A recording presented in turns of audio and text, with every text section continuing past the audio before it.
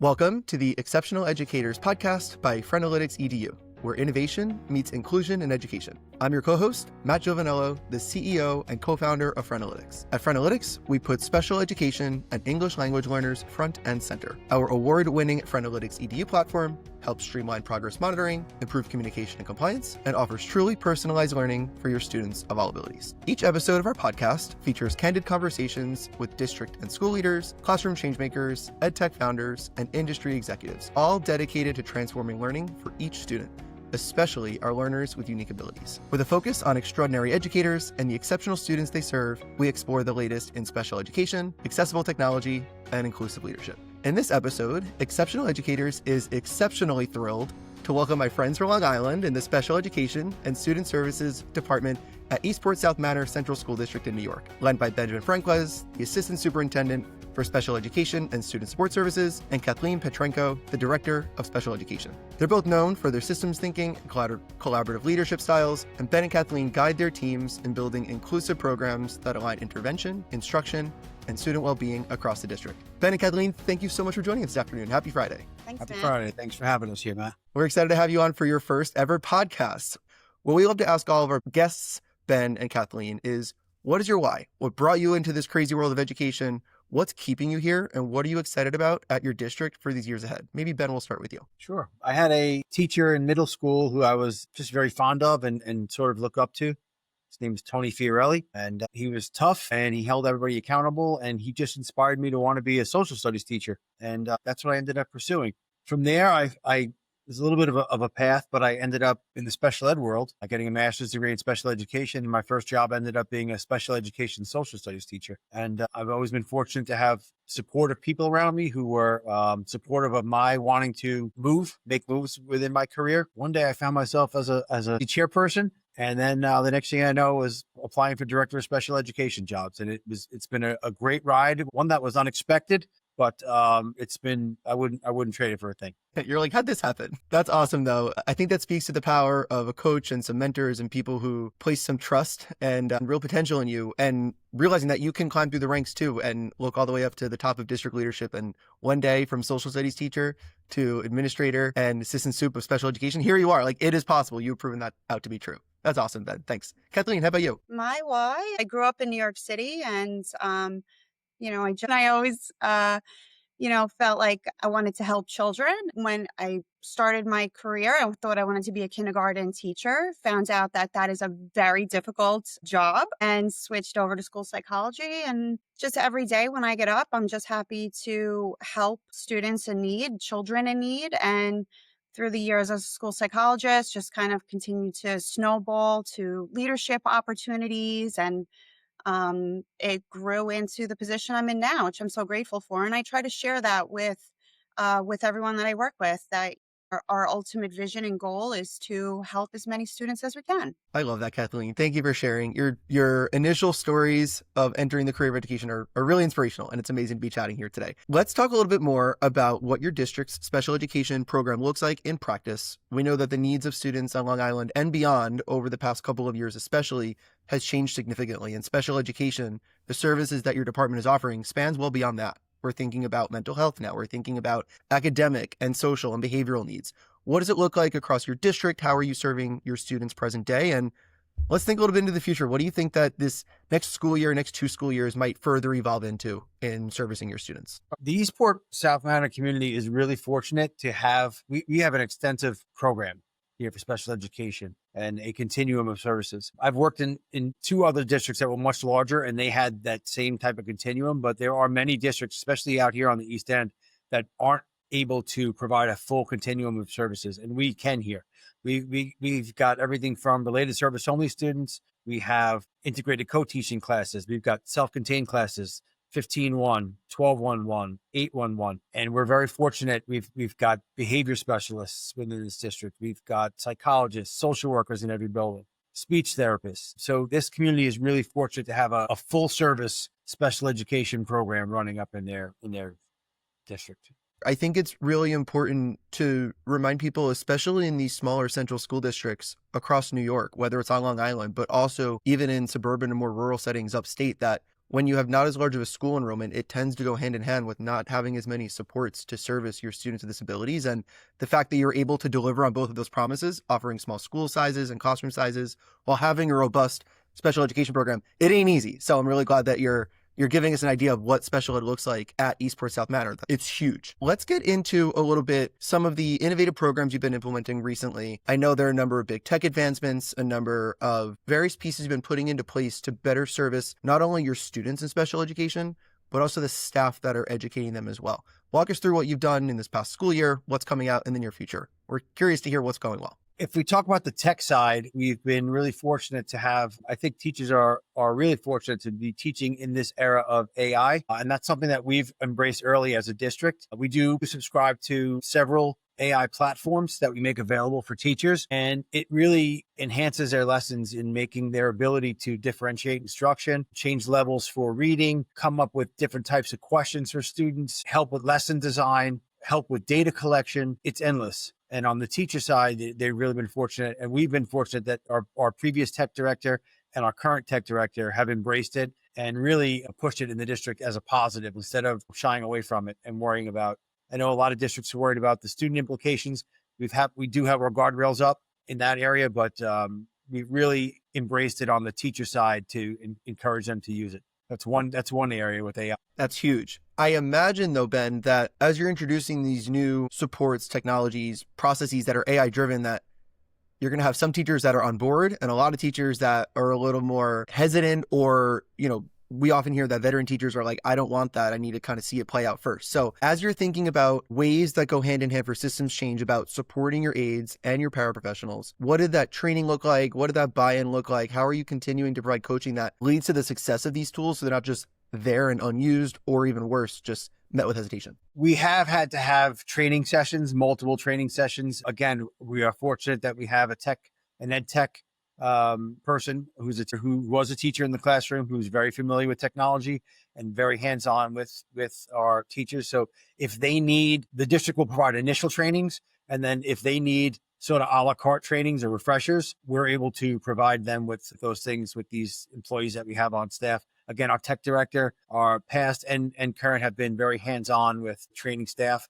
And a lot of people, once you put it in their hands and you encourage them to use it, you show them the possibilities, they really come around to it. There's very few people that are, if any, that are just bent on not using it.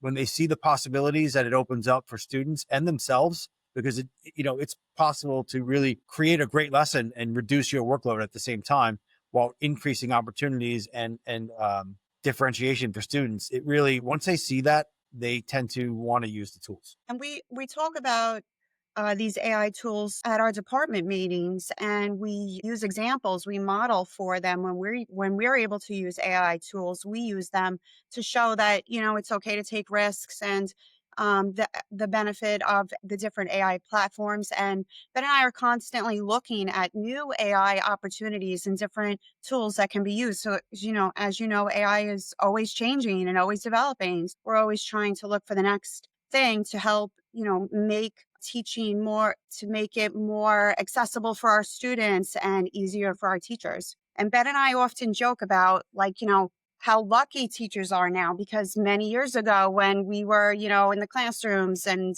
in these schools, everything was by hand. Ben would often say, I would be in the evenings working on my lesson plans for the next day, writing everything out, planning everything. I remember having to go to the library to look things up still and write things down. So, it's a really exciting time for teachers. You do tend to try something and then we'll use it in a meeting, or I'll show it in one of the things I do is teach New Teacher Academy here for second year teachers, bring something in there, or we'll just have a session for half the lesson on, hey, let's go over Gemini in Google because we are a Google school.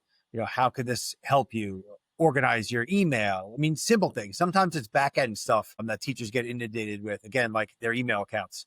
I've seen thousands of emails and I'm like, okay, this is not good for you or anybody else. Let's take a minute and we'll show you how we can empty that inbox so you get what's important and you get through it. So there's been lots of times. I'm also a tech nerd. Definitely. As I told you earlier, I listen to podcasts all the time. There's about 4 or 5 podcasts, tech podcasts I subscribe to. So I'll hear something that's been released on Google Workspace, and I'm coming in and I'm going right to the tech director's office saying, hey, Dr. King, this just came out. Let's make sure this is turned on in the console so we can get this out to our administrative staff and start using it. They must be like, how are you discovering this so quickly, Ben? It'll be like, this podcast I listen to on my way to work. That's awesome, though, because I think that's like one of the key ways to not only get out from under this immense workload that educators historically feel and is only getting worse, but also like, how do we now get ahead of it too? Where, Kathleen, you've got a really good point that the needs of students has grown significantly over this past decade and more, but so have advancements in technology, and especially over the past 2 to 3 years, advancements in AI, to use that keyword, save teachers time. How does that, like, in reality become a thing that teachers benefit from? And I think that you're alluding to a couple of examples and ways that you've done exactly that. Special education, as we know, on Long Island and beyond, is a budget line item that is only growing in cost to service students and their growing needs.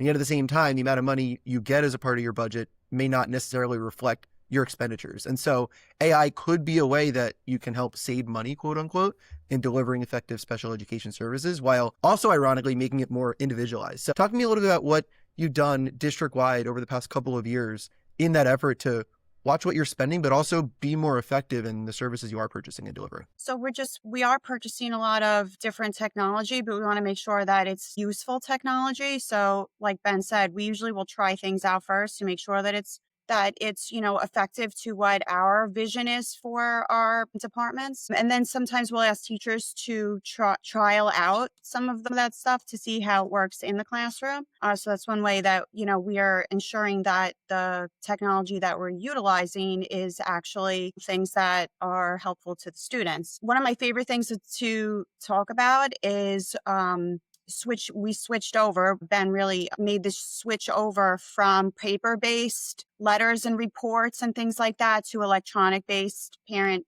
communication system, which is one way that the district would save thousands of dollars and continues to save money, because with just something simple as getting parents and teachers on board with utilizing the parent communication system electronically rather than receiving, the paper-based letters and saving on envelopes and postage. Just one way that we can take that money and use it towards more useful things for the students, programs, right? Curriculum, PDs, things that other areas that we're focusing on. So that's just one very significant way that I think we're saving money and moving it into areas that are more appropriate. A couple of things we did was years ago, we moved to a digital testing platform, which it's not necessarily cheap, but it's cheaper than the paper. And it also, what it did really was it created a steady line item where we knew what that expenditure was every year. New tests,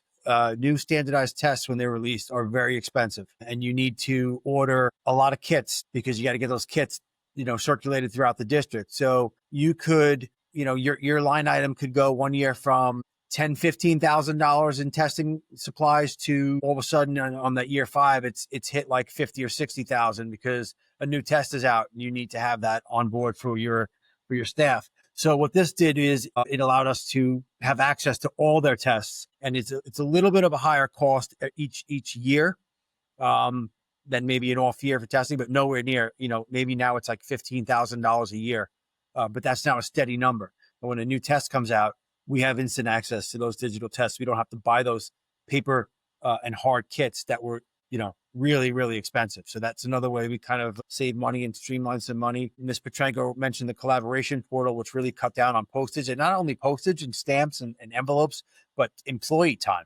The amount of time our clericals were spending hours printing out letters and stuffing envelopes. And now that time goes into, other things that they're able to do. Couple other things, because budget is always it's a yearly concern and things go up. We reimagined our programming for some of our more needy students in our self-contained programs. And we changed the model of speech to include programmatic speech. Now this year we introduced programmatic OT. So those services are part of our programs. So those kids get speech. Some of those kids get speech programmatically 40 minutes a day, 5 times a week. So it lessened the need for individual speech services, which allowed our service providers to service more students without having to bring on new staff. And it also gives those kids an opportunity to work on those skills in a more natural setting and with their peers and generalize those skills. And then the last piece we really focused on, not so much technology, but making sure you're maximizing things like monies that are out there through state and federal agencies, like Medicaid reimbursement. That's something I really go after, is those Medicaid reimbursement dollars, because they are significant, because they come back to the district. Although it doesn't come back directly to the special education department, it comes back to the district. And again, that offsets costs year after year. And another thing I've done is, it goes back to what I said about, we're fortunate here to have a full continuum of programs on the East End. We do a lot of building relationships with neighboring districts. So we have a couple districts a little further east of us. They don't have full districts. They end after 9th grade or after 8th grade. And those students need to select a district to come to. We've positioned ourselves in a spot where we are the attractive district for the special education students to come. So they cross contract here. And again, we're happy to have those kids, and we're happy to be able to provide those services, because otherwise those students would probably have to go to a BOCES. It's still a great place, but it's not a home school district. So now they're able to come here. And so it serves twofold. We're able to keep those kids in local school districts and provide them with quality programs. And it also acts as a revenue source for the district. That's incredibly clever. Really grateful that you shared a number of those examples, because I think other school districts, both in New York, but also across the country, as they listen to your examples here, can say, oh, that's interesting. It's a little bit of a unique approach or posture or standpoint. It's one that we might be able to do also, whether it's bringing in students from neighboring districts to bolster your own internal special education offerings while offsetting the expenses that come with it, or thinking about ways to just, we've been doing the same thing the same way for 40, 50 years. There's actually a way to just with not a ton of work and not a ton of headwinds, let's digitize this, and we'll save countless money, and at the same time make that data more accessible to everybody, because it's now in our computers and no one needs to be transcribing information, whatever that might be. I feel like the collaboration portal has been a blessing. It was kind of hanging out in the background for a couple of years, and I don't know how we discovered it. It might have been you, Ms. Petrenko. I'm not sure how we discovered it, but once we initiated it, I was a little hesitant about pushback, but we've got, almost 500 special education students here. And I think there's maybe 10 families that have requested to continue to get paper. It's quick. They need a document signed. We can have it over to them in seconds, and they can sign it and send it back to us. If they were on the phone with us and we did this, you talk about something that can happen in less than 2 minutes, where traditionally that might've taken weeks to get that paper back. And again, it sounds like something small and minor, but in the end, it's a benefit for the student, because if it's an amendment to the document or starting a service, that can start that day instead of a week from now. Right, exactly. And you're able to move more effectively through updating all these documents instead of having parents come in for a meeting and to go over everything. It's just, everything's more efficient along the way. So I'm really glad you're embracing that approach, and your families are too, because that's a key part of this partnership. Ben, I want to go back to something you brought up before. BOCES is unique to New York State, as you know. For those listening that aren't as familiar with the BOCES model, tell us a little bit about how your district in particular interfaces with BOCES, makes use of BOCES services, or sends students out to BOCES on an as-needed basis, and how that helps deliver more effective services within the district for special education. Sure. BOCES interfaces with the district on many facets, but what I'll talk about is just programming.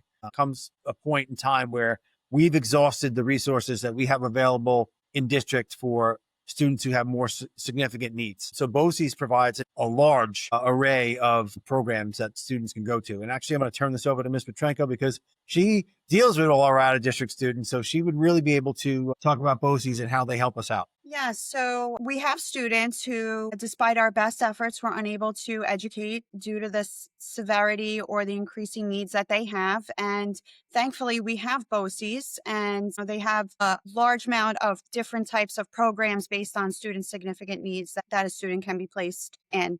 Unfortunately, we just started seeing an increase in the need for placements at BOCES, not just here at ESM, but across Long Island. And so I think it was the first time I ever came across this year a situation where BOCES did not have an open seat for a student that was in need in September. Wow. Yeah. So it's a bit of a struggle, but they're continuing to grow, and we are continuing to adapt to the increasing needs, significant needs of students in our district. So when we do send a child to BOCES, We are so incredibly grateful for the level of support that they can provide, the amount of professional development that they provide to their staff and teachers, so that we know when our students do go to BOCES that they're being provided with specialized care and also completely professional, and they seriously work towards helping that child to develop and eventually, hopefully, have the opportunity for the student to participate in the least restrictive environment, LRE, right? Including sometimes having children come back to their public school eventually. So we are so grateful for all the supports that BOCES gives. But unfortunately, we are not the only district that relies on BOCES to provide for our most significant special needs students. And so, we continue to work with BOCES, work closely with them, and adapt to the needs so that we're ensuring that all of our students are being provided with that education that they need. The types of programs that we're sending our children to, we have students that are currently attending BOCES programs for medically fragile students. And then in another location, we have students going to it's called a BOCES school, but it's all for students with special needs, but they're working towards high school diploma, working on the same standards as the students that are in our high school. So it goes from the full continuum, full range, those many different programs that they have. We also can partner with BOCES to have students participate in vocational opportunities, which is really important and a great pathway for not only special education students, but all students with the vocational opportunities that are out there. I'm glad you're bringing that up too. College is not necessarily the most appropriate path post-high school for everybody. And especially when we think about our friends in special education, they need options. And knowing that vocational programming and training is available via BOCES, that important layer, is huge for your students graduating from ESM. Kathleen, back to a point that you made before about this BOCES layer, because it's such a novel concept. We love it. Some may take it for granted within New York State, but a lot of other states don't even have it. And so the fact that you're able to rely on this important layer to service the continuum of needs of your students is, I think, a key piece here that I just want to make sure that nuance doesn't get lost for others in nearby states that are like, how do they do it? It's like you're doing everything you can in-house, but where that becomes too much, there's this additional component that BOCES is able to help serve. So I'm glad you called that out. I'd like to change gears a little bit and talk about data, our favorite word within special education. There's data galore, whether it's from the IEP in a platform like IEP Direct, or thinking about data from observational nodes, related services, progress monitoring, data you're getting during these IEP meetings. Talk to us a little bit about how your district's posture on data and how you think about data maybe has changed over the past couple of years, and hopefully how you're using some of these AI pieces to try and collect data in a way that hopefully is more efficient than times past is required of these giant filing cabinets and manila file folders and all of the data collection requirements of yesteryear. What does data look like for you right now at the district, and how is that continuing to change? That's always been a monster to tackle for the teachers because their caseload is, there's a lot of kids, especially at the high school. You got teachers that are responsible for potentially 100 students. Even if every student had 2 goals, there's 200 goals you need to monitor. It's a monster. So one of the things that we really focused on as a department is the first thing is really streamlining goals and sticking to 1 to 2 goals at a time per area. I've seen IEPs with kids that come in from other districts and there's 26 goals. And I'm like, this is just impossible to manage. And also, in my perspective, not realistic. You're focusing on too many things. So the first thing is to streamline and get those. What are the most important things? And just because you've narrowed it down to 1 or 2 goals, that doesn't mean we're not teaching curriculum or teaching other things.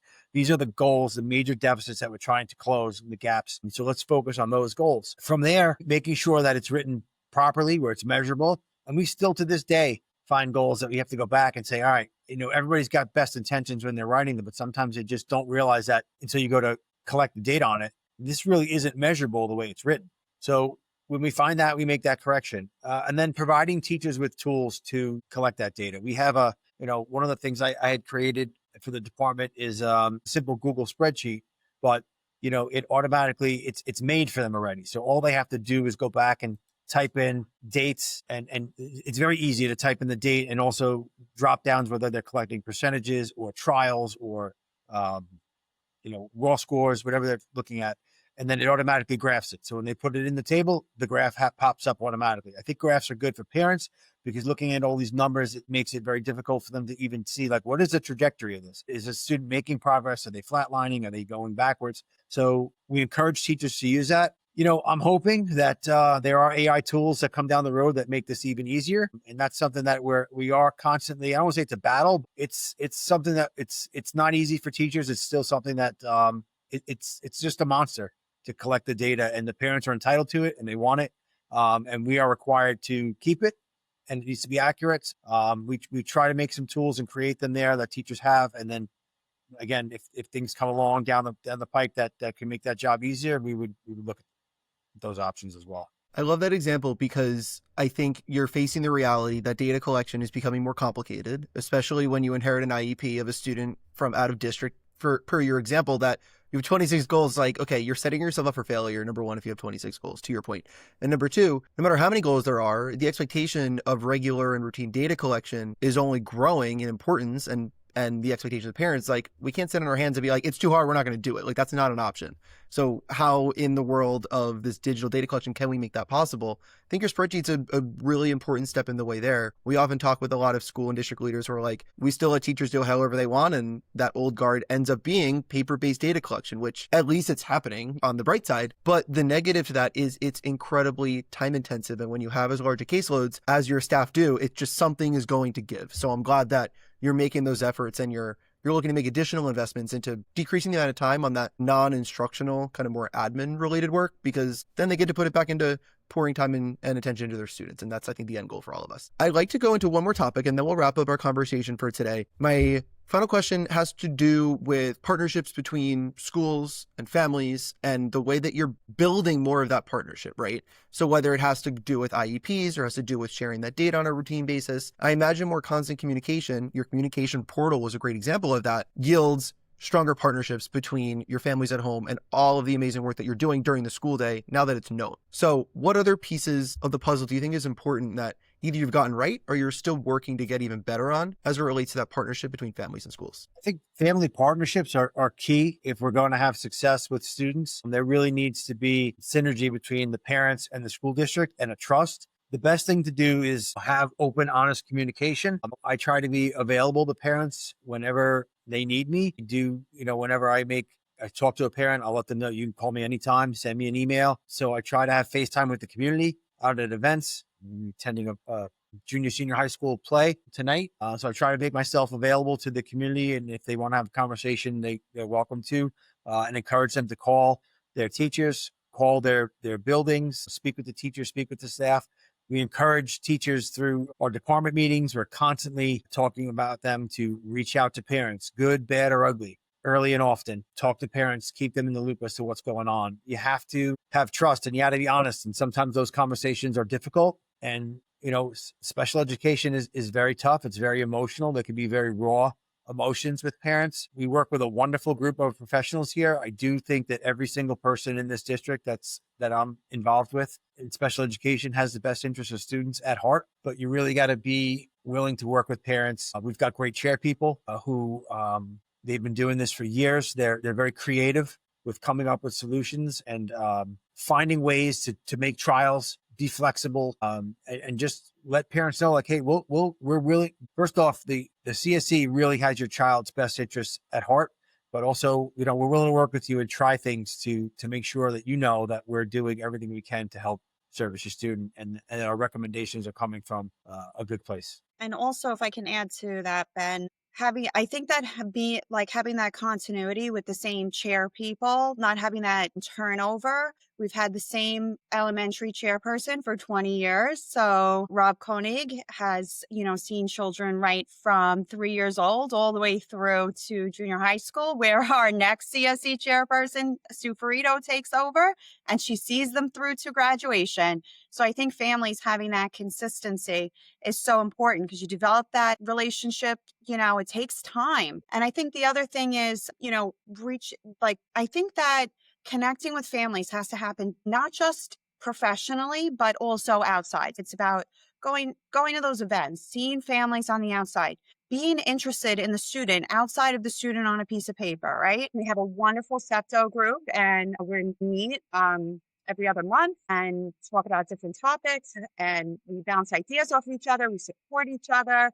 They help us with events, like when we participate in athletes for all events, they're out there. And so I think having a good relationship with SEPTO is really important. And, just connecting with families outside of this SE and this conversation just surrounding education. We recently started sending out surveys to parents after CSE meetings. How are we doing? And, it's not like, how are we doing? It's like, tell us the truth. How are we doing? Because we really want to know. It's the only way we're going to improve, right? So to be open and accepting to criticism and things that we can do to improve, I think is also a good way to build relationships. Another thing that we do is we send out a special ed newsletter, quarterly newsletter, highlighting our families, our children, highlighting our children's successes, different activities they're engaging in, awards that they're receiving, different things that our teachers are doing, just highlighting how proud we are to be part of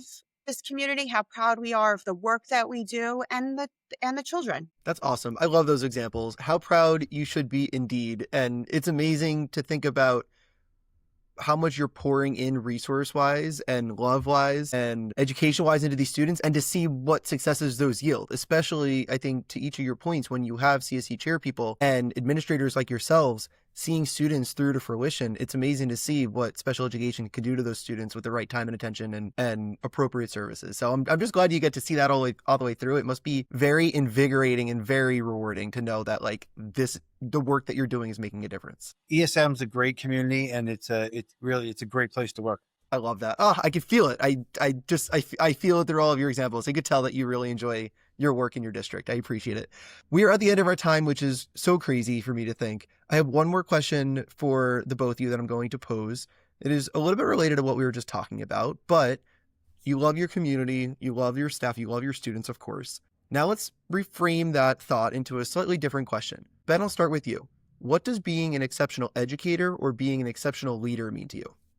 I think you're put in a role where you need to inspire people to want to be great. And I tell new hires, that's such an important piece of our job is new hiring and the onboarding of new staff. And I tell them all the time, it's a grueling process to become a teacher on Long Island. The interview process is insane. It's very difficult. And I tell these people all the time when I see them that you are the best of the best that we saw, and we saw greatness in you. And I flat out tell them that we did not hire you to be good. We hired you to be great, and that's what we expect. And you want to just provide the teachers with the tools. My job is to make their job as easy as possible and remove obstacles. So that's what I try to do every day. I work with a great staff, a great group of people in the administration, a great group of people who are teachers, a great group of support staff and the clericals and the tech people and cafeteria workers. To everybody we work with, the custodians, I have not met a person in this district that hasn't been student-centered and student-focused and just a nice person. So, my job is just to take the obstacles out of the way and let the teachers do what they're. That speaks volumes, because that starts from the top with you two. Kathleen, what does being an exceptional educator or being an exceptional leader mean to you? Well, I agree with everything that Ben said. And I'll just add to that and say that I think an exceptional educator would be somebody who comes in every day and is just focused on the reason we're here. We're here for the kids. We're here for the students. And if you can stay student-centered, if your decisions are sound and around how are we going to make education better for this student today? Did I do something to help one of these students be a better student tomorrow? Then I think that's what my goal is, and that's what all educators' goals should be. We have a motto here at ESM, every student matters. And so that's how I like to come in every day. And that's what I think about. That's what I try to project out to our clerical staff and to our faculty and staff. Every student does matter. And if you can do that every day, then I think, it's worth waking up in the morning and coming to work. I love that. ESM at ESM. ESM squared. I dig it. That's a very, very witty motto, and it feels like one that you're living and breathing. And I think it emanates throughout your staff as well. You sound so proud of them, and it's amazing to know the work that they're doing in support of all your exceptional students. Kathleen and Ben, you are both exceptional. You are inspiring the exceptional staff at your districts and cultivating the next generation of our exceptional students. So thank you for your work. Thank you for committing yourself to this space. Thank you for coming onto this podcast and being vulnerable with me and answering some questions. For all of us listening to today's episode of the Exceptional Educators Podcast, thank you for joining me today, and we look forward to seeing you at the next one.